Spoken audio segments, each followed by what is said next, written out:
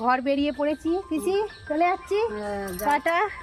চলো, ভালো হয়ে থাকবে, চলো মা। এক রাশ মন খারাপ নিয়ে আবার মাকে ছেড়ে শ্বশুর বাড়ির পথে রওনা দিলাম। আর এদিকে আমার পিসিমণির শরীর খারাপ, তবুও সে একটু আগিয়ে আসছে।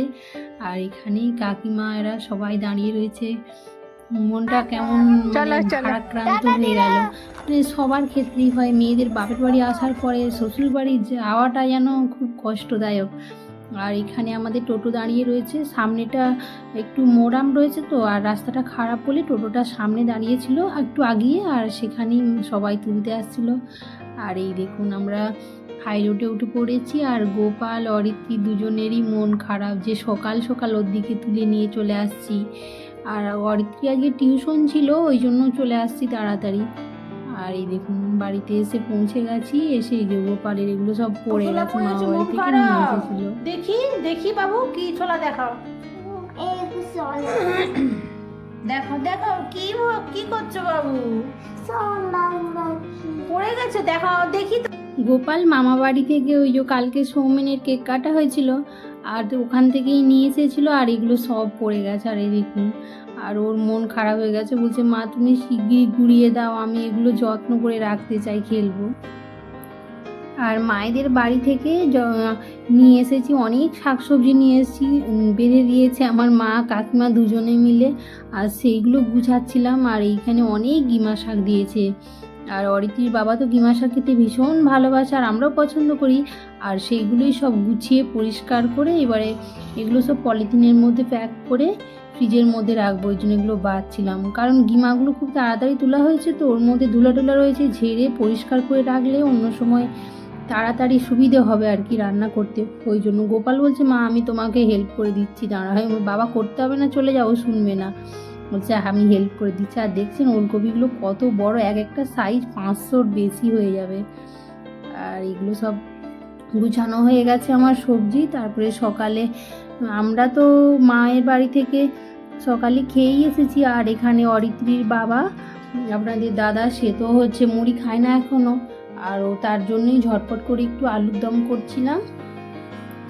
আর এই দেখুন এখানে আমি আলুটাকে তাড়াতাড়ি হবে বলে গোল গোল করে সিদ্ধ করে নিয়েছি, নিয়ে কালো জিরে আর কাঁচা পাকা লঙ্কার ফোড়ন দিয়ে দিয়েছি, দিয়ে নুন দিয়ে একটু অল্প নুন দিয়ে সেদ্ধ করে রাখা আলুগুলোকে দিয়ে ভালো করে আমি এখানে তেলের মধ্যে ভেজে নিচ্ছি। আর এই আলুর দম, গরম গরম আলুর দম আর মুড়ি খেতে না ভীষণ ভালো লাগে। নিরামিষই দিন, আর আজকে তো নিরামিষ, ওই জন্য নিরামিষই হচ্ছে। আর একটু করে বেশি করেই করছি, কারণ কি ওবেলাও খাওয়া হয়ে যাবে। আর এখানে একটা বড় টমেটো ছিল, ওই টমেটোটাকেই কেটে এর মধ্যে দিয়ে দিয়েছি। আর অল্প একটু নুন দিলাম, একবারে পুরো পরিমাণ মতো দিয়ে দিচ্ছি, কারণ আর পরে দেবো না। দিয়ে আর আগে মশলাটা কষলাম, আর এইভাবেও আলুর দম খেলে না ভীষণ ভালো লাগে। আর এখানে এই দেখুন ঢাকা দিয়ে দিয়ে এটা সেদ্ধ হয়ে গেছে, আর টমেটোটা সেদ্ধ হয়ে গেছে। আর এখানে আমি একটু হিং দিয়ে দিচ্ছি। আর নিরামিষ তরকারিতে হিঙের যে খুশবুটা, ওটা খুব ভালো লাগে, এর ফ্লেভারটাও খুব সুন্দর হয়। আর এখানে আমি আদা বাটা আর আদা, জিরে, লঙ্কা, হলুদ সব রেগুলার মশলা যেগুলো ইউজ করি ওটাই দিয়ে দিচ্ছি। দিয়ে ভালো আমি অরিত্রীকে পাঠিয়ে দিয়েছি একটু ধনেপাতা আনতে, আমাদের এই বাগানের সামনে হয়েছে, আর ও নিয়ে আসছে। আর এখানে আমার মশলাটা এখানে একটু ভালো করে কষিয়ে ভাজা ভাজা করে নেবো, নাড়া হয়েই গেছে অলমোস্ট প্রায়। আর এটা হয়ে গেলে তারপরে আমি এর মধ্যে জল অ্যাড করে দেবো। আর এটা খুব তাড়াতাড়ি হয়ে যায় আলুর দম, যখন খুব তাড়াহুড়ো থাকে। আমি তো আলুর দমটা প্রায়ই করি, আর ভীষণ ভালো লাগে খেতে। আলুর দম দিয়ে রুটি খেতেও ভালো লাগে, মুড়ি খেতেও ভালো লাগে। আর এই দেখুন জলটা দিয়ে দিয়েছি, আর এইটাকে আমি ঢাকা দিয়ে দিচ্ছি, আর 2 মিনিটের মতো একটু মশলাটা ফুটবে। দেখুন আমার মশলা ফুটে গেছে। এরপর আমি ধনেপাতাটা দিয়ে দিচ্ছি। আজকে না প্রচুর কাজ রয়েছে, এই যে 2 দিন ছিলাম না বাড়িতে, আর অনেক জামা কাপড় আর ঘর দোর সব ভালো করে পরিষ্কার, নিচোটা যাই হোক করে ফেলেছি, উপরটা রয়েছে। তারপরে জামা কাপড় যা সব বাচ্চারা আমি পরেছিলাম সেগুলো কাচতে হবে, আজকে প্রচুর কাজ রয়েছে। আর হয়েই এসেছে। আর এদিকে আমি আলুর দমটা এবারে গরম গরম আপনার দাদাকে মুড়ি দিয়ে দেবো, খেয়ে নেবে।